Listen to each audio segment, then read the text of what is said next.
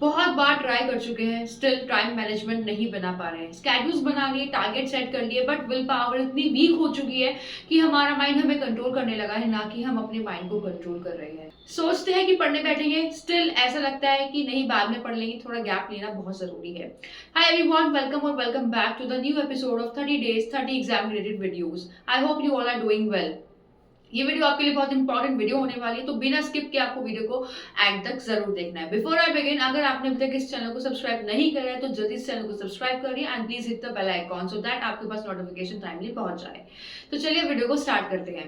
देखिए, बहुत सारे एस्पिरेंट्स ऐसे होते हैं कि कुछ तो अपने करियर के लिए बहुत ही ओरिएंटेड होते हैं, लेकिन कुछ ऐसे होते हैं जिनको फर्क ही नहीं पड़ता कि कुछ भी हो जाए, कोई बात नहीं, हमारा बैकग्राउंड ऐसा है वैसे हम कवर कर लेंगे। ठीक, अगर आप गोल ओरिएंटेड है ना तो आप अपने गोल पर ही फोकस रहेंगे। बट अगर आपको लगता है कि आपका कहीं से भी जुगाड़ हो जाएगा तो आपको कोई टेंशन ही नहीं होगी कि अरे कोई नहीं, जो भी होगा फ्यूचर में देखा जाएगा, क्योंकि हमारा जुगाड़ ऑलरेडी हुआ है। बट जो फ्यूचर में सक्सेसफुल होना चाहते हैं, इधर दे आर रिच और दे आर मिडिल क्लास, ये मैटर नहीं करता, वो पूरी मेहनत करते हैं। राइट, ऐसे ही आपके साथ है।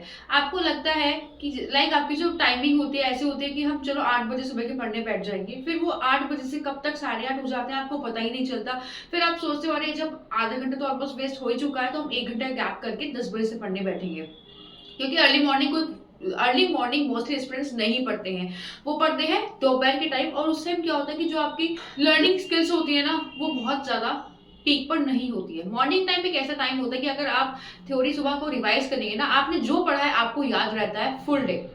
बट वहीं अगर आप पूरे दिन थ्योरी पढ़ते रहेंगे आपको कुछ समझ नहीं आएगा, फिर आप नेक्स्ट डे पढ़ेंगे, लेकिन आप उसी थ्योरी को मॉर्निंग टाइम में पढ़ेंगे ना, इतनी इफेक्टिव स्टडी होती है मॉर्निंग में जिसको कि आप पूरे दिन भी ऐसे स्टडी नहीं कर पाते होंगे मॉर्निंग जैसी।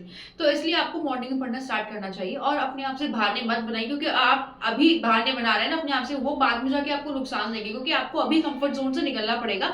अगर आपको सक्सेसफुल बनना है तो उसके लिए आपको पढ़ाई करनी पड़ेगी। पढ़ाई करने के लिए आपको क्या करना पड़ेगा, डिस्ट्रैक्शन से दूर होना पड़ेगा।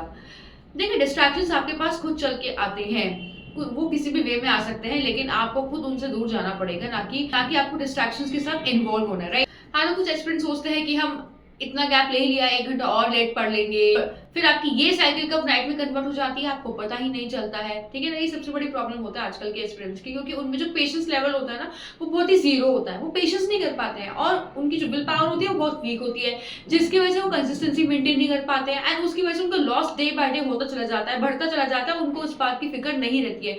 वो ये सोचते हैं कि हम इसको रिकवर कर लेंगे, बट जो टाइम आपका चला गया है, जो पास्ट का टाइम आपने वेस्ट कर दिया, आप उसको कैसे कवर कर लेंगे। और जितने दिन बचे हैं आप उनको प्रोडक्टिव नहीं बना रहे हैं, आपको लगता है कि अभी हमारे एग्जाम्स में बहुत टाइम है, 1 मंथ है, आराम से सिलेबस हो जाएगा। कोई बच्चे का खेल नहीं है, ये कोई 11th-12th वाला कोर्स नहीं है। अगर आप इसको बार बार रिवाइज नहीं करेंगे तो आप भूल जाएंगे, अगर आप ऐसे स्टडी मैथ से नहीं पढ़ेंगे तो आप बहुत बड़े विशियस सर्कल में फंस जाएंगे, अगर आप आरटीपीज, एमटीपीज, पीवाईक्यूज कवर नहीं करेंगे तो आपको नहीं पता चलेगा कि एग्जाम में क्या करके आना है, जो पेपर आता है आपका उसको कैसे सॉल्व करना है, कैसे आप वर्किंग नोट को शो करेंगे, कैसे आप कीवर्ड्स लिखेंगे। तो ये सब जो बातें हैं बिल्कुल मैटर करती हैं, और वो तब करती हैं जब आप अपने लिए सीरियस हैं। अगर आप अपने लिए सीरियस रहेंगे ना तो आप सिर्फ पढ़ाई पर ही फोकस रहेंगे, आपके पास जितने भी एक्सक्यूज आएंगे आप उनको अवॉइड करेंगे, क्योंकि आप सीरियस हैं। बट अगर आप सीरियस ही नहीं है, आपके पास एक्सक्यूज आ रहा है और आप भी एक्सक्यूज बना रहे हैं खुद से, तो उसमें ना कोई कुछ नहीं कर सकता, आप खुद के लिए रिस्पॉन्सिबल है, आप किसी और को रिस्पॉन्सिबल नहीं बना सकते। देखिए, आपको एडवाइस सबसे मिलेगी, लेकिन आपको करना वो चाहिए जो आपका मन कहता है। ये नहीं कि आपने किसी एग्जाम में एनरोल करा लिया है और आप उसकी प्रिपरेशन लास्ट डे कर रहे हैं, तो आप कैसे पास हो जाएंगे। आप डिसएडवांटेज अपने लिए खुद क्रिएट कर रहे हैं, ठीक है ना, तो ऐसे काम नहीं चलता है। सीरियस हो जाइए, अभी भी टाइम है, अभी आपके पास हार्डली 25 डेज रहते हैं, तो उनको आप अच्छे से यूटिलाइज करिए। अगर आप अच्छे से यूटिलाइज नहीं करेंगे तो आप कैसे पढ़ाई करेंगे। अगर आप दिन में सिर्फ 2 या 3 घंटे पढ़ रहे हैं तो ऐसे कैसे काम चलेगा, ऐसे कैसे आप सारे सिलेबस को कंप्लीट करेंगे, क्योंकि आपके पास 4 सब्जेक्ट्स है, accounts, economics, law and maths, जिसमें से मैथ्स आपका डेली 3 आवर्स मांगता है, अकाउंट्स 2 आवर्स, लॉ 1 आवर और इकोनॉमिक्स भी 1 आवर। लॉ को ज्यादा 2 आवर्स भी दे सकते हैं आप। फिर आपकी सेल्फ स्टडी के भी इतने ही आवर्स हो जाते हैं, तो 6 आवर्स के आप सेल्फ स्टडी मान लो, 6 आवर्स मान लो कि आपने यूट्यूब वगैरह लेक्चर देख के पढ़े हैं, तो 12 आवर्स हो गए, आपके पास टाइम कहाँ बचा। बट अगर आप सीरियस होंगे तो आप समझ जाएंगे, अगर आप सीरियस नहीं होंगे तो आप फिर वही करेंगे जो आपको करना होगा। इसलिए अभी भी टाइम है, समझ जाइए। देखिए, ऐसा कोई एस्पिरेंट नहीं होगा जिसने कुछ भी प्रिपेयर नहीं करा होगा, ठीक है ना, सबने कुछ ना कुछ तो पढ़ा ही होगा। इसलिए जो आपने पढ़ा है उसको रिवाइज करते रहिए, इंपॉर्टेंट चैप्टर्स कवर करिए, क्योंकि ये टाइम ऐसा है पूरी बुक कवर करने का टाइम नहीं है, क्योंकि आप इतने इंटेलिजेंट नहीं हो कि 20 डेज के अंदर अंदर सारा कोर्स कंप्लीट कर लोगे। और जिन्होंने कुछ भी नहीं पढ़ा उनके लिए तो बहुत डिफिकल्ट टास्क है। तो प्लीज आप इस पर काम करिए, इंपॉर्टेंट चैप्टर्स देख लीजिए, वीडियोस पढ़िए, इस यूट्यूब चैनल पे आपको मिल जाएगी। शॉर्ट्स में आपको हर तरह की वीडियो मिल जाएगी कि कौन से चैप्टर ज्यादा इंपॉर्टेंट है, कौन से चैप्टर कम इंपॉर्टेंट है। तो प्रायोरिटी देना सीखिए, जो हाई वाले हैं उनको ज्यादा दीजिए, जो लेस उनको लेस ही दीजिए, ठीक है। लेस वालों पर ज्यादा काम मत करिए, क्योंकि जो थ्योरी वाले क्वेश्चंस आते हैं ना वो तो आप कैसे भी करके लेकर आ सकते हो, बट जो केस स्टडी बेस्ड क्वेश्चन आते हैं ना उनमें ज्यादा एस्पिरेंट्स फंस जाते हैं। वो सोचते हैं कि इनको सॉल्व कैसे करें, क्योंकि जो पहले तो प्रैक्टिस करते नहीं है, फिर बाद में जाकर वो एग्जाम में फंस जाते हैं। ये रीजन होता है कि आपके नंबर कम आते हैं, जिसकी वजह से आप फेल हो जाते हैं। तो ऐसा कोई भी पॉइंट मत छोड़िए जिसकी वजह से आप फेल हो जाए, पूरा 100% दीजिए एंड रिजल्ट की टेंशन मत लीजिए कि पास होंगे या फेल होंगे। और टाइम को कैसे मैनेज करना है वो बात करने वाले हैं।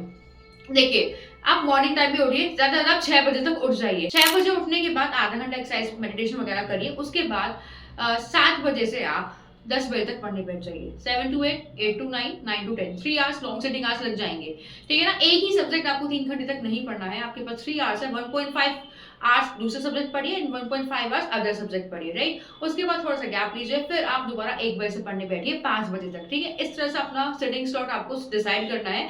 ये आप अपनी कैपेसिटी के अकॉर्डिंग करेंगे। जिस टाइम आप ज्यादा एक्टिव रहते हैं उस टाइम आपको थ्योरी सब्जेक्ट लेके बैठना है। जिस टाइम आपको लगता है अरे यार तो सिर में दर्द हो रहा है, अब क्या करें, तो उस टाइम आपको न्यूमेरिकल सब्जेक्ट लेके बैठना है। मैथ्स, लॉ एंड अकाउंट्स आपको डेली प्रैक्टिस करनी है। इकोनॉमिक्स ऐसा सब्जेक्ट है कि अगर आप 1 वीक कॉन्टिन्यूसली पढ़ेंगे तब भी प्रिपेयर हो जाएगा। फिलहाल आप इन तीनों सब्जेक्ट्स पर काम करें, क्योंकि ये 3 सब्जेक्ट्स ना एस्पिरेंट को एक बहुत बड़े विषय सर्कल में फंसा देते हैं एग्जाम में जाके। ऐसे ऐसे क्वेश्चंस निकल के आते हैं, आपको लगता है कि हमने कभी पहले पढ़े ही नहीं है, क्योंकि आप चैप्टर को ध्यान से रीड करते नहीं है, ठीक है ना।